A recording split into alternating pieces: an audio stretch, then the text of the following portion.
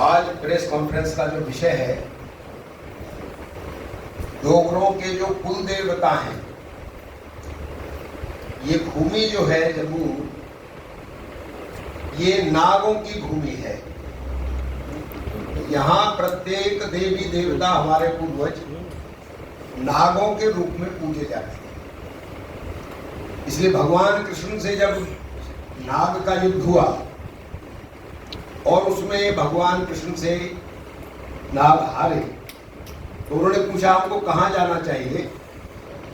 तो भगवान कृष्ण ने कहा कि तुम इस क्षेत्र में जाओ, वो नाग क्षेत्र है। इसलिए यहाँ चाहे बाबा कैलकनाथ हो, चाहे राजा मांडलिक हो, चाहे बाबा कालीवीर हो, चाहे बाबा सुरगल हो, सभी नाग के रूप में पूजे जाते हैं। इसलिए ये डोगराओं के जो देवता है, कुल देवता है, ये सब नाग के रूप में पूजे जाते हैं। और इसलिए सारे जम्मू में, प्रोविंस में लगभग इन कुल देवताओं का बड़ा सम्मान है और ये एक प्रकार से यहाँ रक्षा करते हैं, सबको सही दिशा देने वाले हैं। बाबा कालीवीर यहाँ के राजा हुए हैं, जो कश्मीर क्षेत्र है। हमारा इतिहास जो पीछे सरकारें रहीं, उसमें सरकार के द्वारा, कम्युनिस्टों के द्वारा, मिशनरीज के द्वारा और मुसलमानों के द्वारा हमारे इतिहास को छुपा दिया। जम्मू कश्मीर का इतिहास ये वीरों का इतिहास है।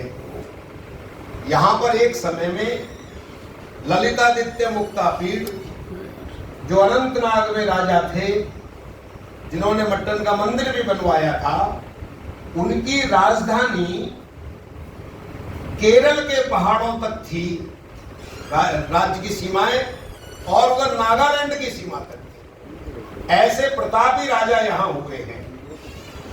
इतना ही नहीं, तो भगवान कृष्ण के भी यहाँ पर 2 बार आए हैं। एक बार जो गोनंद राजा थे कश्मीर के, वो जरासंध की तरफ से लड़ने कृष्ण के सामने गए थे।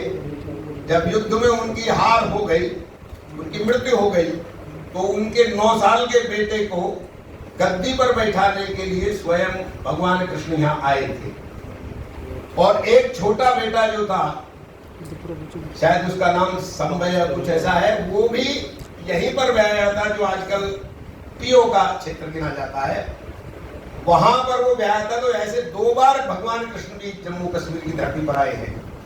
अर्जुन और बब्राभान का जो युद्ध हुआ, जिसमें अर्जुन की गर्दन कटी और बब्राभान जीता उसमें, तो वो स्थान भी यहीं पर है। सुईसर और मानसर, यहीं पर वो मणि निकली थी जिससे अर्जुन की गर्दन दोबारा जोड़ी गई थी। और बब्राभान, ये जो किशनपुर गांव है, किशनपुर के बराबर में बबोर गांव है, जो यहाँ पर वो मंदिर बब्राभान का था। अभी भी छोटा सा टूटा हुआ मंदिर वहां पर बचा हुआ है, आप जाएंगे तो देखेंगे उस पर। ऐसा उज्जवल इतिहास, राजतरंगिणी जो कल्हण कवि ने लिखी थी, कभी मौका मिले तो सबको पढ़नी चाहिए। तो जम्मू कश्मीर के लोगों का आत्मगौरव जागेगा कि हम ऐसे वीरों की संतान हैं, और हम किनके तले दब गए जिनमें कुछ भी दम नहीं था, और आपस में फूट के कारण से हम पर लोग राज्य करते चले गए। और इसलिए तेजस्वी डोगरे, तेजस्वी बाबा कालीवीर, राजा मांडलिक दामाद को कहते हैं मंडलिक, होगा आत्मगौरव जगे, अपने इतिहास को जाने। ऐसा बाबा कालीवीर और राजा मांडलिक, बाबा सिद्ध गौरैया और सुकराला माता, इन सब के चित्र बना करके, मंदिर बना करके इस संदेश यात्रा को गांव-गांव में घुमा रहे हैं, घुमाएंगे। उसका 3 तारीख को प्रातः काल 10 बजे पतियाला चक गांव में जो राजा मांडलिक का स्थान है, उस स्थान पर इस यात्रा का उद्घाटन होगा। और दूसरी यात्रा का उद्घाटन शाम को 4 बजे लखनपुर में जो किले में मंदिर है, उसमें होगा।